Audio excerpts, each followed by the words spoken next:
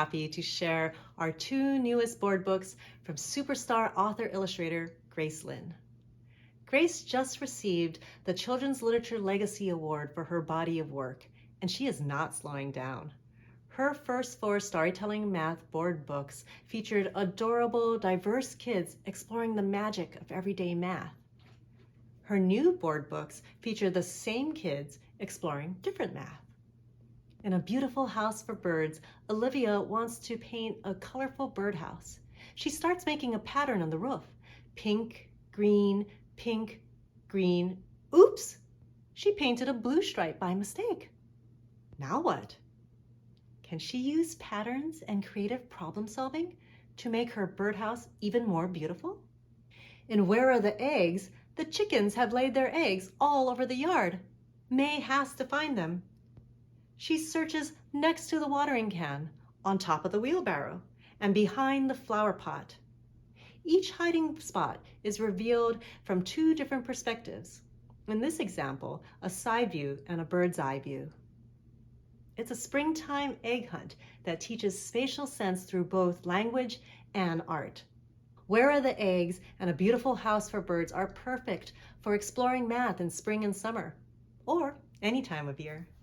One of the books that I'm most excited about on our Spring 23 list is the newest installment in the Storytelling Math series, Leah and Louise Puzzled. This is the follow-up to Leah and Louise Who Has More, and are written by Anna Crespo and illustrated by Giovanna Medeiros.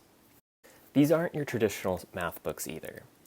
The Storytelling Math series celebrates children using math in their daily adventures as they play, build, and discover the world around them. Joyful stories and hands-on activities make it easy for kids and grown-ups to explore everyday math together. In Leah and Louise Puzzled, the 2 kids receive a puzzle from their grandma with a secret message to be revealed upon completion. As Leah and Louise piece together the jigsaw puzzle, they explore the math of spatial relationships. They compare characteristics of puzzle pieces, like ones with straight sides and others with bumpy knobs. They consider how different shapes and sizes fit together and rotate pieces in different ways. They also use strategies like sorting and assembling the edges first. Piecing together jigsaw puzzles is a great way to develop spatial skills, which are important in math, science, and visual arts. Each book in the series includes exploring the math back matter with a Try This section for kids and grown-ups to continue story-related math activities long after the book is finished. Storytelling Math titles simultaneously release in both hardcover and paperback as well. This fun and engaging story with bright and colorful illustrations is sure to win kids and grown-ups over. So give Leah and Louise Puzzled a shot, but be prepared to dive into all of the other brilliant Storytelling Math titles. Perfect for pre-readers and preschoolers alike, our adorable book-loving Lola is back with her 8th adventure in the Lola Reads series. In Lola's Nana Bibi Comes to Visit, we meet Lola's grandmother, and our little Lola can't wait for all the fun. Her family spends the week doing all kinds of different activities, like having dance parties, making special mandazi donuts, and shopping for presents for family back in Tanzania. My favorite part is when Nana Bibi and Lola share a special moment, as Nana Bibi remembers all the things she used to do with her Nana. Now, any grandma visit is a big deal, and I personally love that this sweet story offers up a multi-generational adventure, showing our littlest listeners not only the special bond between Lola and her Nana, but also the one between Lola's mom and her mom, with 3 generations of women present in one little picture book. Following Whose Poop Is That and Whose Footprint Is That? Expert author Darren Lundy is now turning his attention to eggs. In Whose Egg Is That? Budding scientists and curious explorers will play a nonfiction guessing game that explores the connections between an animal and its eggs.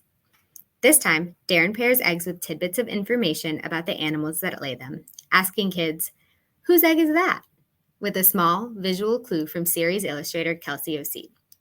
The answer is then revealed on the following spread. Did you know that an ostrich egg can weigh up to 3 pounds, but is the smallest of any living bird when compared to the size of their bodies? Or what about the fact that a hummingbird egg is smaller than a dime? I learned this and much more while working on the text with Darren, and I know readers will be fascinated by all of the knowledge he has to share. He's chosen a fresh mix of animals, including a turtle, a platypus, and even a fossilized dinosaur egg, to remind readers that birds aren't the only ones that lay eggs. Back matter provides additional excellent facts. After exploring this series, I hope readers will find themselves looking at the animal world around them and wondering, whose is that? After I worked with the 3 editors/creators of No Voice Too Small, which is a book about youth activists in the United States, they circled back to ask about a follow-up book called No World Too Big, about climate crisis activists, this time all the way around the world. Like the companion book, the poets featured in this book are diverse and talented, and they've written about these young people in a really compelling way. The climate crisis is real, and these young folks are doing lots about it. From planting trees in Uganda, to recycling in Ukraine, to inventing alternate power sources in Ohio, the youth are really inspiring.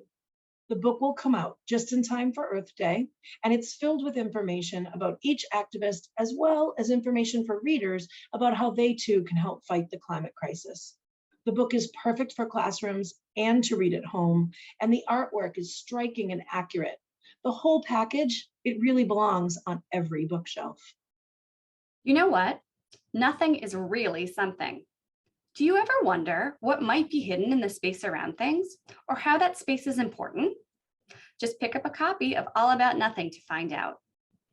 Designed with striking cut paper art for ages 4 to 8, All About Nothing presents sophisticated concepts with simplicity and clarity, with lots of room for thought and discussion. Created to be a mindful meditation that encourages children to appreciate the space surrounding them, this innovative art book will inspire kids to see the world differently, challenging them to notice the surprising ways art elements show up in their everyday lives, affecting their perception and emotions. I'm excited to talk to you a little bit about Our Roof is Blue, which will publish simultaneously in Spanish this spring 23. And this is a story about a family in Puerto Rico who experiences the aftermath of a hurricane that blows the roof off their home. It's told from the perspective of a girl narrator. Before the storm, her brother was verbose and a wonderful storyteller, and then after the storm, he loses his voice altogether. And when I first read this story, I was just drawn to the voice, but I was also drawn to the idea of a story about young children working through trauma. You don't see that a lot on the market, and this is just beautifully done. Both the siblings show us how they work through that trauma in the aftermath of the hurricane. And one way they do that is through imaginative play. This temporary roof on their home becomes inspiration for play between the two, as a parachute, or a blue sea where they're pretending to search for sunken treasure. And it's just a really powerful sibling dynamic, and also a unique and rare look into how young children sort of rebuild. Working on this with the author Sarah was amazing and enlightening and eye-opening and really fun in a way, because she knows Puerto Rico so well. She grew up there. She grew up preparing for hurricanes, and it was so enjoyable to get to better know her country and this experience. A beautiful manuscript from the get-go when I first read it, and also a really lovely experience working with the author. And I also love the art program. You'll see Ashley Vargas's vibrant work really bringing to life the storytelling component and the imaginative play component, and also just the sibling dynamic and their strong relationship together. The first time that I read Jennifer A. Irwin's debut middle grade novel, Captain Skidmark Dances with Destiny, I cackled repeatedly. It's funny. Kids are really going to love it. Will is a Canadian 8th grader, and he hates hockey. He stinks at it too. He's bullied at school, he doesn't really have any friends, and he's generally pretty miserable. His dad is the school principal and a former professional hockey player. and that makes everything worse. Then Will's 17-year-old cousin Alex, who's a hockey star, comes to stay with Will's family. Will figures maybe he and Alex can be buds. But Alex has problems of his own. His parents don't understand him, and he might be tired of hockey, even though he probably has a future in the major leagues. When Will stumbles into a local dance school, he fights the urge to cha-cha, but he's good. And an older girl, Tessa, is Will's dance partner, and then Alex kind of likes her. So there's a lot that goes on with Alex and Will joining forces and getting to know each other better. Eventually, Will's dad finds out about the dancing, and Alex's dad has no interest in what Alex wants to do with his life. I really love Will and Alex. They're trying to make their way through 8th grade and senior year, and both are trying to decide who they are and what they want. The book is told through first-person point of view from Will, and the book really asks at its heart, what makes a man, and who says what those rules are? There just aren't enough middle grade novels that have hockey in them, and there's certainly not enough with boys who dance. Jennifer teaches middle school and high school, and she really knows her audience. Her dialogue is hilarious and authentic, and every character has so much heart.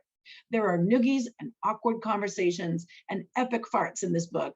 It's perfect for reluctant readers and just about any kid who's looking to laugh.